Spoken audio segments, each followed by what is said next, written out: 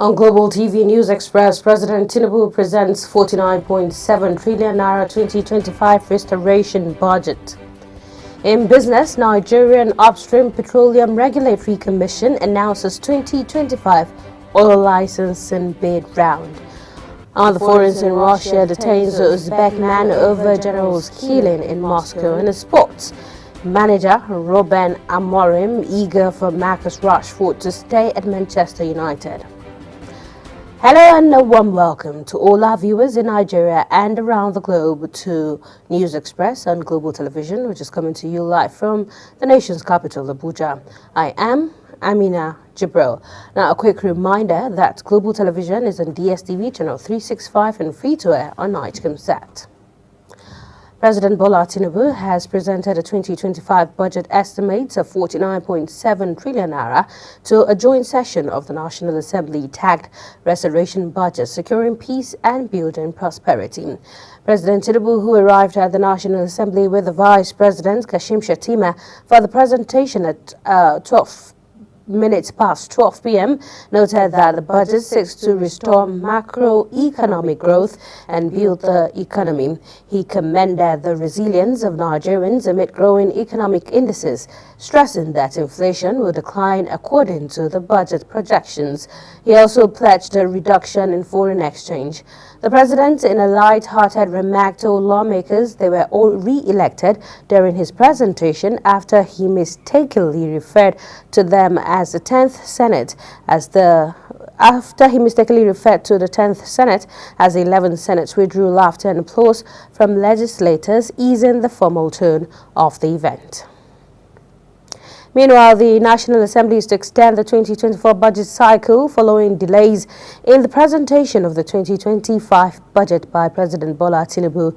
Chairman of the Senate Committee on Capital Markets and Institutions, Senator Osita Izunazo, explained that the delayed submission of the budget makes it impossible for it to be passed by the end of December 2024, noting that while the 2024 budget will be extended, the tradition of starting a new year with a new budget has been lost. According to him, the 2025 budget, due to the late submission, will not be passed before the year end, adding that while the late submission was unfortunate, it was not a major issue, though it did disrupt the regular budget cycle. Senate President Godswill Akpabio has warned ministers to respect invitations from the National Assembly anytime they are called upon. The Senate President made this known when President Bola Tinubu presented the 2025 budget estimate of 47.9 trillion naira before the National Assembly. Akpabio said such ministers have no place in the country's democracy and their failure to appear means the Assembly will use its constitutional powers against them. He, however, stressed that the National Assembly has the right to invite ministers to come and defend the allocation given to them and their ministries.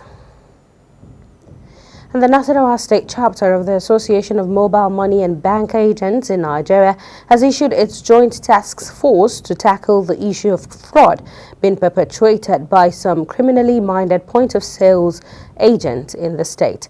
Speaking at the event, which was held at the Association State Secretariat in the Cairo local government area, the state chairman, Noah Enesata, said the setting up of the team was part of the association's efforts towards ensuring a secured and efficient financial service delivery by POS agents in the state, while noting that the association's joint task force would be working closely with the security agencies and other relevant stakeholders to achieve its aims and objectives in the shortest possible time. Enesata assured of the association's commitment to completely tackle financial crimes usually carried out via POS across the 13 local government areas of Nasarawa State. On health matters now, the National Agency for Food and Drugs Administration and Control, NAFDAC, has alerted the public to the sales and distribution of counterfeit Palodex tablets and suspensions across Nigeria. NAFDAC, in a statement on its X handle, said that the Palodex Artemether Lumefantrine tablets were manufactured by Impact Pharmaceuticals Limited in Emene, Enugu State, and were marketed by MD Life Sciences Limited and Mene Industrial Layout, also in Enugu State. The statement disclosed that NAFDAC also found in circulation a Palodex Artemether lumefantrine dry powder for oral suspension 180 mg for pediatric use, stating that the results of laboratory analysis on both products by the World Health Organization pre-qualified laboratory in Germany indicated 0% active pharmaceutical ingredient APIs in the product. It said that the agency also sampled the same product and the reports of analysis confirmed 0% of API content, adding that the products do not exist on NAFDAC registered product database and all NAFDAC registration numbers stated on the product are false. On aviation matters, the Minister of Aviation and Aerospace Development, Festus Keyamo, says the Fly Nigeria Act will transform into law under his watch. The minister, speaking at a one-day stakeholders engagement on the legal framework for the Fly Nigeria Bill and related enabling legislation in Abuja, lamented that the document, which is expected to make it mandatory for government-financed air transportation of government personnel, contractors, grantees and properties to be carried by Nigeria Air Flag carriers, has yet to materialize more than 15 years after it was first proposed. Keyamo said he would rally all the major stakeholders to push for the bill to be signed into law. Also, the Minister for Aviation, Festus Keyamo, has hailed the proposed Abia Airport at Nsukka as a veritable enabler for socio-economic development. Speaking at the flag-off ceremony for the project, Keyamo described Abia as the heartbeat of industrialization in the southeast region. He noted that the airport, when completed, would boost social and economic development in the state. The minister further explained that the project was initially conceived as an airstrip by the federal government but was upgraded to a full-fledged airport due to the state governor, Alex Oti's intervention and commitment, assuring timely completion of the airport as well as promising priority appointment and employment opportunities for Nsukka community members. Meanwhile, no fewer than 13 communities in Nsukka, Isiala, Ngwa North local government area of Abia State have protested against the proposed siting of Abia Airport in their villages. The communities, through their council, Sylvester Okonkwo, in petitions to the Minister of Aviation and Aerospace, Inspector General of Police, Director General of the Department of State Service and National Security Advisor, say the project, if not urgently stopped, would render millions of the inhabitants with no place to farm in order to feed their families, while other suitable areas had already been acquired from the same people by previous administration. They argued that an airport cannot be sited on a heavily populated community without consideration of its environmental impact assessment. They also stressed, however, that they were not opposed to the airport project, but that an area already earmarked should be used instead of siting such a project in densely populated area with its attendant health implications for inhabitants, warning that their objection to the present location, if ignored, would amount to destruction of communities and lead to irreparable damages. And in a bid to address the pressing issues of unemployment and skill acquisition in Nigeria, the Progressive Institute of the All Progressives Congress, APC, has organized a 3-day national conference in Abuja. The conference, which kicked off on Tuesday, has brought together stakeholders from various sectors to discuss ways of empowering the nation's youth. Queen Agaba has the rest of the story. Oh, we sincerely apologize. We shall bring you details of that report in our subsequent bulletin. And now moving on, gender-based violence has been one of the most common social problems in Nigeria, affecting girls across ethnic, religious and social boundaries. Global TV correspondent Sharon Ajay spoke to members of the public on how gender-based violence affects the society. Globally, gender-based violence has predominantly been associated with women and girls, which often overshadows the experiences of men who are also victims of gender-based violence. I don't think it's restricted to just to women, but I think for the women it's more common. It's on a higher percentage than what, compared to men. Okay. But we live in a society where, a woman can hit you, but a man can't really hit back. So if a man is to to find himself in such a situation where he's being abused by his partner and he can't really hit back or speak out, that has a long-term effect on men. I think more effort should be made towards educating people on such happenings. Yeah. Okay, sure. Thank you. That's all.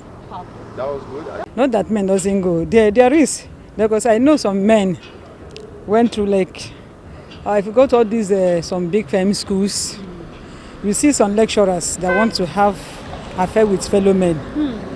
You get, so there is space in higher institution. You can see it in workplace. Okay. You get, but inside of women is more. Because it's so obvious in the side of women, but men, it's not that obvious. You can hardly detect that of men, but it's happened. Just 20% out of it.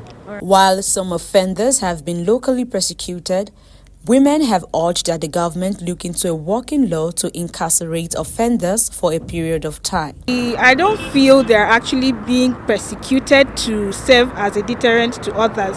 So for me, I don't feel it is the way we talk about this thing. I don't feel we are giving so much energy to it to persecute. Once someone is arrested, before you know, the person will be released. So the person has not passed through the persecution. So I think that they should persecute them very well so that the level of the crime will reduce in Nigeria. It is essential to acknowledge that gender-based violence affects individuals of all genders, and that both gender recognition and support are crucial in addressing the issue. Sharon Ajay, reporting for Global TV News. Also in the news, Osun State Governor Ademola Adeleke has directed an immediate full investigation into a case of a young man reportedly sentenced to death by hanging for stealing a fowl. This was contained in a statement made available to newsmen by the spokesperson to the governor, Olawale Rashid. According to the statement, the state governor ordered the Attorney General of the state to intervene in the matter and ensure the young man is listed for the prerogative of mercy before the end of the year. Recall that an Osun State High Court sitting in Ikiru had sentenced Segun Oluokere, who was 17 years old at the time, for robbing a poultry farm in Oyan, Odoatin local government area of the state. He was said to have stolen a fowl and eggs. You're watching News Express on Global Television, coming to you live from the nation's capital, Abuja. When the news returns, Russia detains Uzbek man over general's killing in Moscow. Details of that report and more after the break. Please stay with us.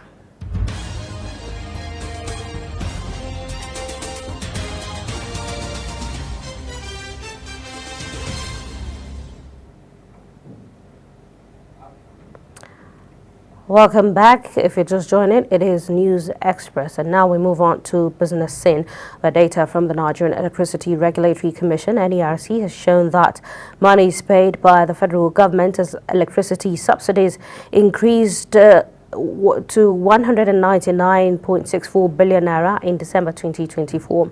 According to the newly released report, electricity subsidies rose by 2.76% to 199.64 billion naira this month from 194.26 billion naira in November.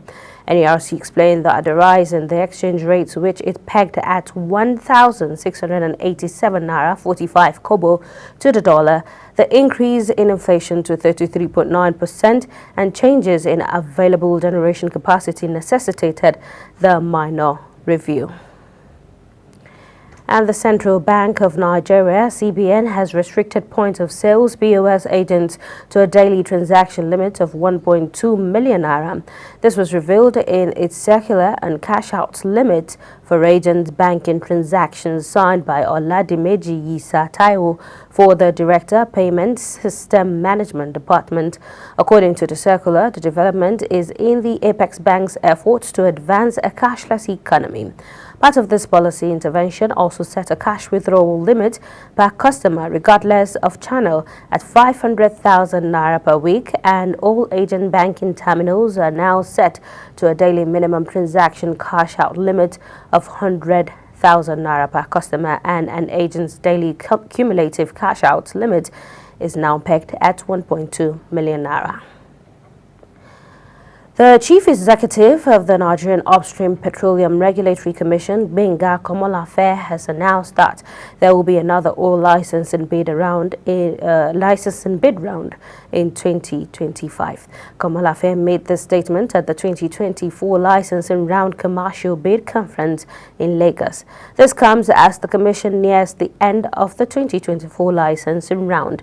According to him, the Commission has decided to make licensing rounds an annual event to boost oil production. Komolafe said the 2025 round would focus on unexplored assets. On the foreign scene, Russia's security service says a 29-year-old man from Uzbekistan has been detained over the killing of Senior General Igor Kirillov and his assistant in Moscow. Lieutenant General Igor Kirillov, head of the Radiation, Chemical and Biological Protection Forces, was outside a residential block early on Tuesday when an explosive device hidden in a scooter was detonated remotely. According to state media agencies, the Russian security service said the unnamed suspect was recruited by Ukrainian intelligence.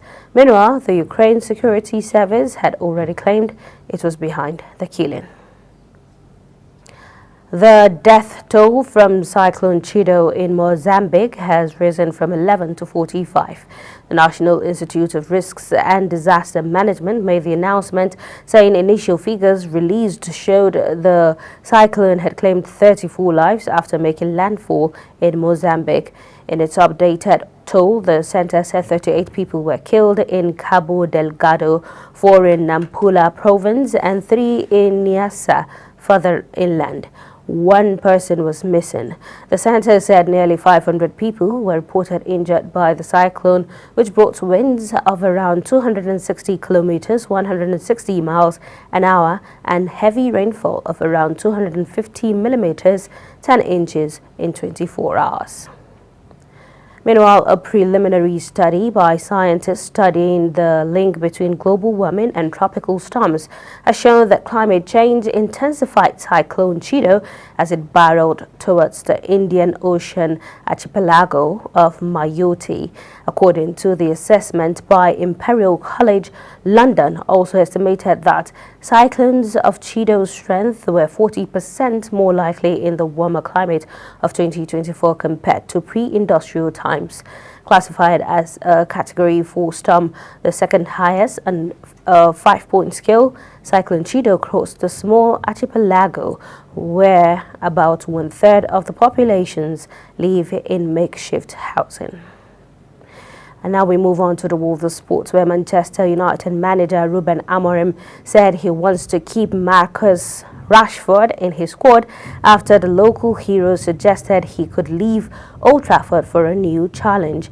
The 27-year-old, who was left out of last weekend's derby against Manchester City, came through United's youth rank and has chalked up 138 goals in 426 appearances for the club since making his debut in 2016. However, he has struggled for form over the last 18 months, losing his place in England's squad for the Euros in the summer. Amorim's bold decision to leave out the forward against City was followed by Rashford's interview with British journalist Henry Winter on social media, in which the forward revealed he was ready to end his 20-year association with United. And Red Bull Salzburg has appointed German Thomas Lech as their new head coach. The club made the announcement 2 days after sacking Pep Linders over unsatisfactory performance. The Australian club said in a statement that Lech, a 56-year-old, has signed a contract running until June 30th, 2027. Lech previously coached under 16 and under 18 teams of the Red Bull Football Academy and Salzburg's UEFA Youth League team, while Genders, former assistant of Jurgen Klopp at Liverpool, was sacked, with the club currently lounging in 5th place in the Austrian Bundesliga, 10 points behind leaders Sturm Graz. And now to end the News Express on Global Television, a recap of our top stories. You heard in the news that President Bola Tinubu has presented a 2025 budget estimate of 49.7 trillion naira to a joint session of the National Assembly tagged restoration budget, securing peace and building prosperity. In business news, the chief executive of the Nigerian Upstream Petroleum Regulatory Commission, Benga Komolafe, has announced that there will be another oil licensing bid round in 2025. On the foreign scene, we told you that Russian Securities Service says a 29-year-old man from Uzbekistan has been detained over the killing of Senior General Igor Kirillov and his assistant in Moscow. And in the world of sports, you heard Manchester United manager Ruben Amorim said he wants to keep Marcus Rashford in his squad after the local hero suggested he could leave Old Trafford for a new challenge. And that's it on News Express, coming to you live from the nation's capital, Abuja. A quick reminder, the Global Television is on DSTV channel 365, on StarTimes channel 276, and free to air on Night Cubesat. Kindly follow us across all social media platforms now showing on your screen using a Global Television, a Global TV NG. I am Amina Jibril. Thank you for watching and have a good evening.